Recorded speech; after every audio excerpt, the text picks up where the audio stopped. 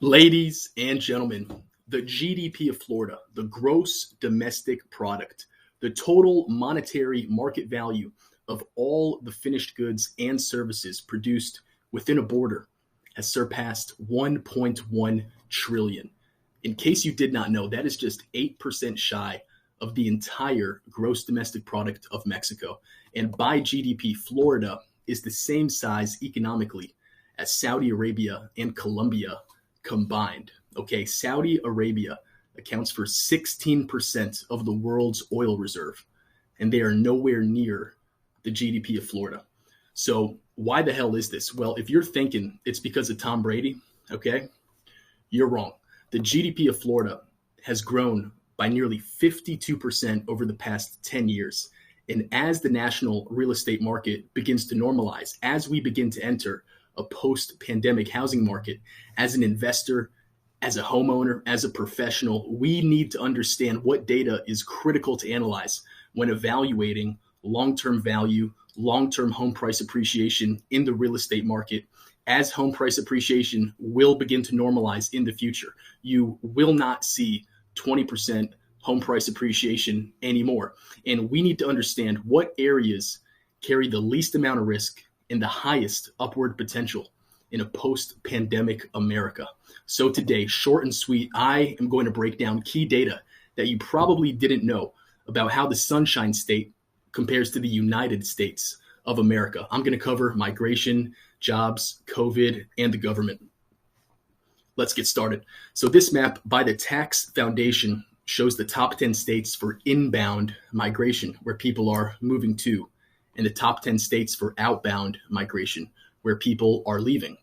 I'm going to show you 2019 and 2020, but I'm going to start with 2019 so we can see what the behavioral patterns were before COVID-19, because the pre-pandemic patterns will show us a lot about what the market will look like when things normalize. So as you can see here, Florida ranked number 7 in the entire country out of 50 states for inbound migration in 2019 before COVID.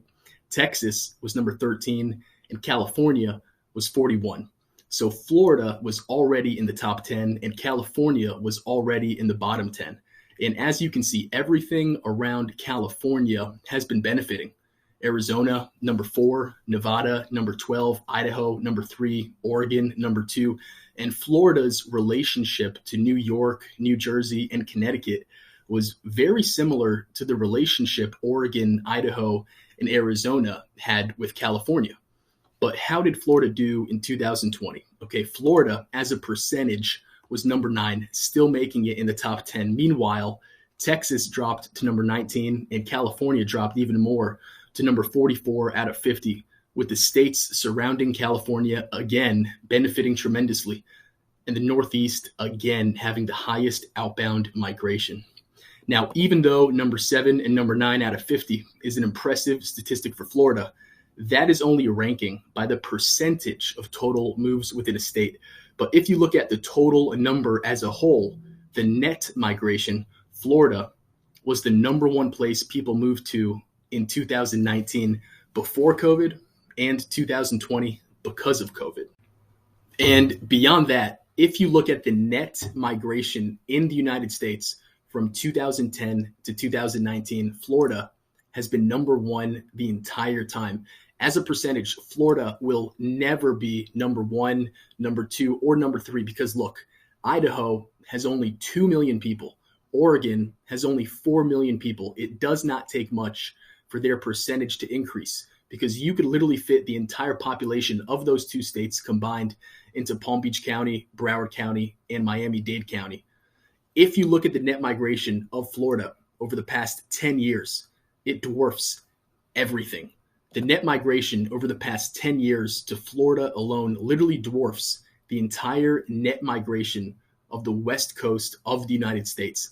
In fact, you would need to throw in the net migration of Utah, Idaho, Colorado, and Arizona to the entire West Coast just to make it even.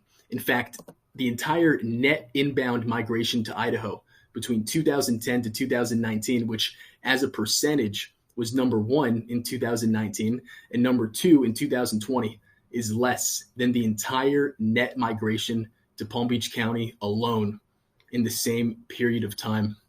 Moving on, let's talk jobs. This is probably one of the biggest differences between Florida and the rest of the United States. Have any of you guys heard anybody saying Tesla or Oracle or Blackstone or Goldman Sachs? Have any of you heard any of them saying we're moving to Oregon or Idaho or Utah? No.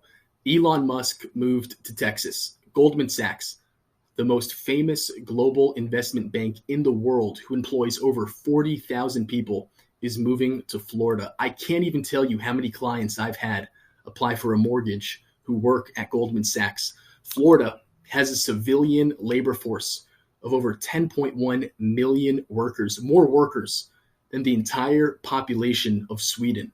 It's home to 19 and counting Fortune 500 companies.